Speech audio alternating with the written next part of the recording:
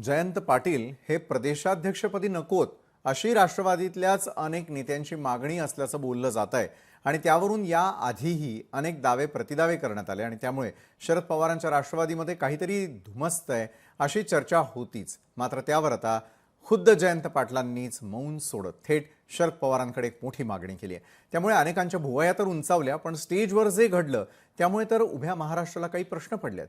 पाहुयात राष्ट्रवादीच्या मेळाव्यात घडलेला हाय व्होल्टेज ड्रामा, जसाच्या तसा सांगणारा आमचा हा स्पेशल रिपोर्ट। मला पवार साहेबांनी बरीच संधी दिली, शेवटी पक्षाने नव्या चेहऱ्यांना संधी देणं आवश्यक आहे।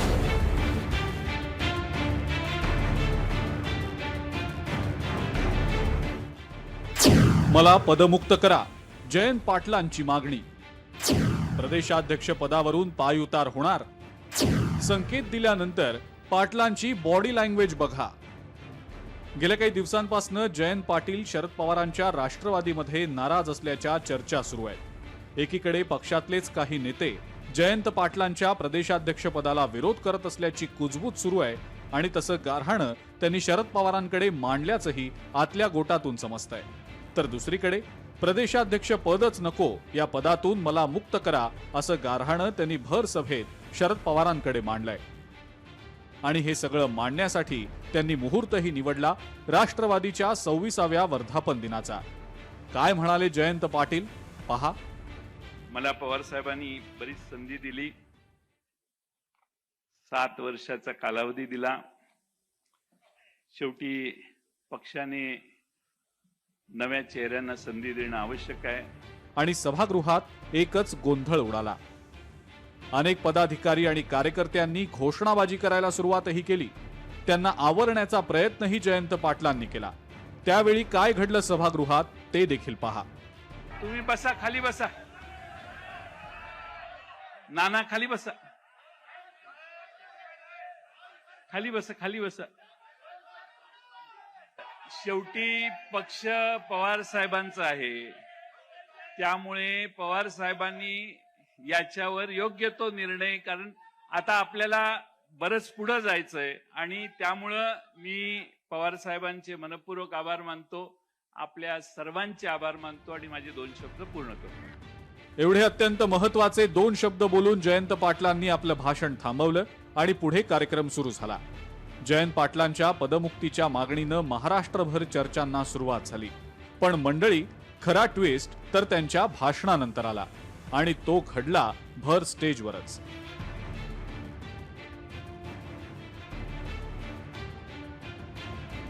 जयंत पाटील यांचा सत्कार करण्यासाठी पक्षातले ज्येष्ठ नेते अंकुश काकडे पुढे आले, मात्र हातांनी इशारा करत जयंत पाटलांनी पुष्पगुच्छ घ्यायला नकार दिला। त्यानंतर खूप आग्रह होतोय हे पाहून जयंत पाटलांनी पुष्पगुच्छ हातात घेतला खरा, मात्र तो लगोलग त्यांनी सुप्रिया सुळेंकडे देखील सोपवला। पहा त्यावेळी नेमकं काय झालं।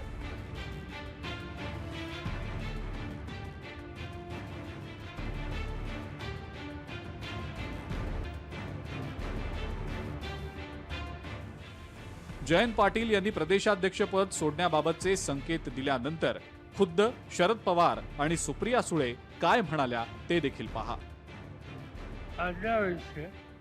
अत्यंत प्रभावीपणाने जयंत सरांनी केलं। जयंत सरांनी माझ्याकडे सांगितलेलं की आता नव्या पिढीला संधी द्या, तुम्ही आम्ही सगळे त्यांच्या मागे उभे राहूया, त्या संबंधीचा विचार करण्याची तयारी आज त्यांची आहे।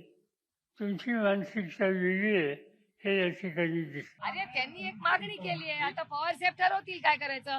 कुठलंही पत्र दिलेलं नाही, राजीनाम्याची चर्चा नाही, नेहमीप्रमाणे स्टॉम इन अ टीकप। या सगळ्या घडामोडींवर मुख्यमंत्री देवेंद्र फडणवीसांनी तिरकस भाष्य केलंय।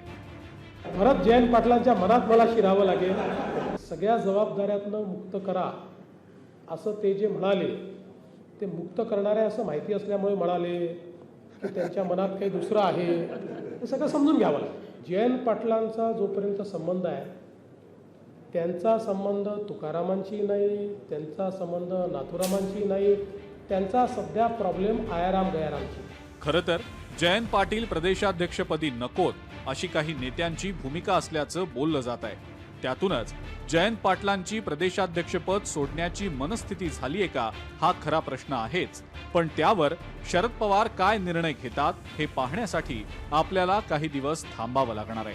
मात्र या सगळ्या सोहळ्यात जयंत पाटलांची बॉडी लँग्वेज मात्र बरंच काही सांगून गेली आहे हे मात्र नक्की. अमोल धर्माधिकारी, लोकशाही मराठी, पुणे. लोकशाही मराठी ऐका, पहा, जागरूक रहा.